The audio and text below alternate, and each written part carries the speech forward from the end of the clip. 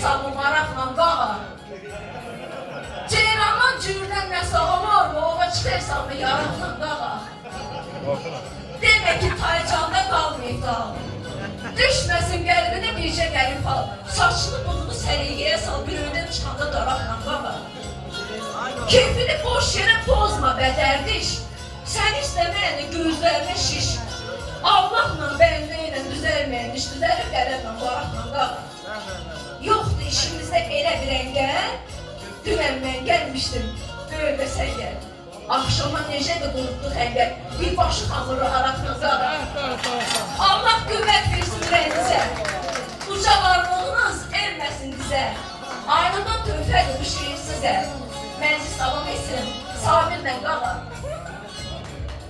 Çok sağ ol Aylin xanım, teşekkür ederim. Aylin xanıma bir alkış. Çok sağ olun, əzizim, var ol.